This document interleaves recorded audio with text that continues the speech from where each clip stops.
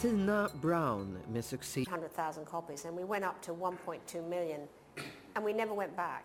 It was the issue that took us over the hump.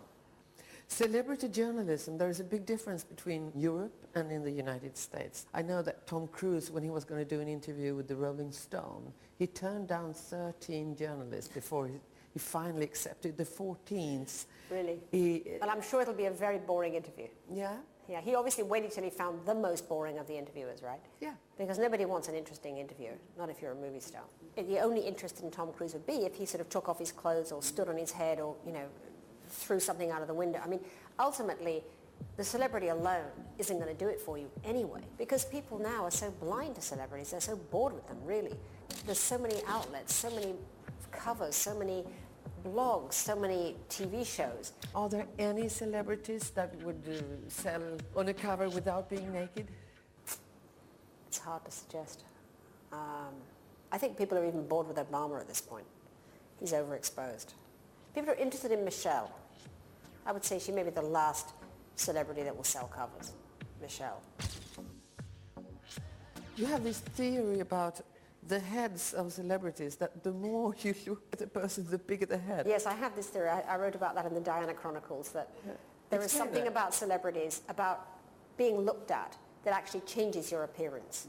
That a lot of the major kind of iconic people that I've met seem to have bigger heads than everybody else. It's like Princess Diana got taller and taller, you know, and was like this Technicolor creature. The eyes got bluer and the hair got blonder and it all got more so, you know. Hillary Clinton's head seems to have got bigger, you know. I mean, it's obviously an illusion, but to me it just feels, particularly American celebrities, I mean, they're become so enormous that they just change the way they look. It's very strange. In the book about Lady Di, the Diana Chronicles, you claim that she had a media strategy that was very, very clever. What was that? Diana was really sophisticated about media. She understood how to woo it, win it, and use it. Right from the time when she was only 18, 19, when she started to date Charles, she understood that she didn't just have to win the royal family. She didn't just have to win Charles. She had to win the press. And she always treated the press with charm, access, politeness, and they loved her. And throughout the marriage, of course, she used that as a weapon in her marriage to Charles, that as she became more and more and more popular with the press, it gave her more and more and more leverage inside the royal family. What she didn't understand, of course, is that ultimately the press is a beast that you can't let out, that once you've really let them into your life, you can't get them out again when you want. And now you're writing a book about the Clintons. My book is really about Hillary, who I just think is an immensely interesting figure, because she's been on the cutting edge of so many of sort of women's issues, if you like. I mean, she is somebody who was a feminist, you know, ahead of her time. Were you disappointed when she didn't win? I would like her to have won. I was rooting for her. I thought that she became a magnificent candidate at the end. And she got a tremendously unfair press. She really did. I mean, the world wanted Obama to win. They just wanted it. They were tired of the story of the Clintons, and they wanted a new story. And what about their love affair? Well, it's really interesting. I mean, few people kind of understand, I think, that this is a great love affair.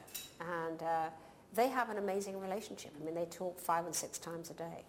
And it's inconceivable to some people who feel, how can a man, you know, treat his wife like that, really, and still command her loyalty? But, you know, people's marriages are mysterious things. And they're an amazing partnership. I mean, intellectually, they are soulmates. What drives traffic to the Daily Beast? Well, what drives traffic? Well, it's very interesting. It's all about the right piece at the right time, which is where having a sense of timing comes into it. It can be a piece of very highbrow opinion, as long as that opinion is either the first to say something. But give me an example. Well, let me think. Politically, the famous right-wing icon, William F. Buckley's son, Christopher Buckley, wrote a piece on the Daily Beast saying that he was going to vote for Obama and he was going to jettison his entire Republican heritage. And that went crazy, because that was a major piece of kind of opinion that people really got excited about. So what's the biggest difference in making a magazine and the Daily Beast? Well, I think that the magazines are wonderful for narrative journalism. You can't do narrative as effectively online. It's a hot medium, you know. It's a medium that requires instant reactions and counterintuitive ideas and responsive or prescient feelings about the culture. But for the rest of the journalistic world, we're in a big crisis. Yeah. I mean, there are a lot of people who lost their jobs. It's terrible. I know so many people who have lost their jobs, and I'm very sad about it, and I love the world of print. I do think it's contracting. I mean, I think print will continue, and I think that high-quality magazines particularly, which offer sort of a premium content, will continue to be fine once the advertising recession is over, which is one of the, obviously, the major problems at the moment. But do you think people would ever pay to I do. I actually do. I think that premium content in the end will be something that people will buy.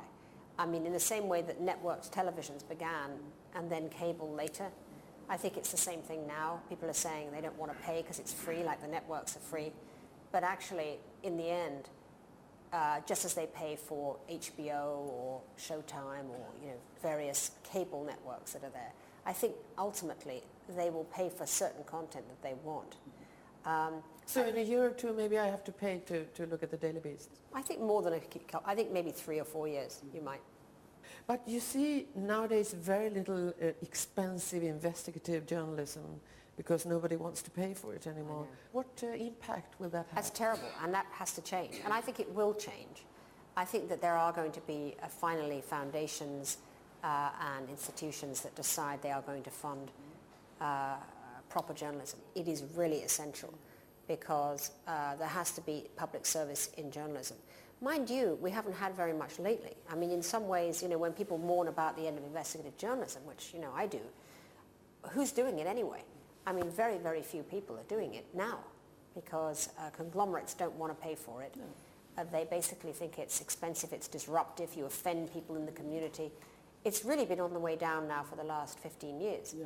So maybe this period of crisis will actually cause a renaissance in investigative journalism because it will finally be seen as the public service that it is. What if your son or your daughter said they wanted to be a journalist? Thrilled. My daughter probably will be. She loves it. And you don't worry about the future?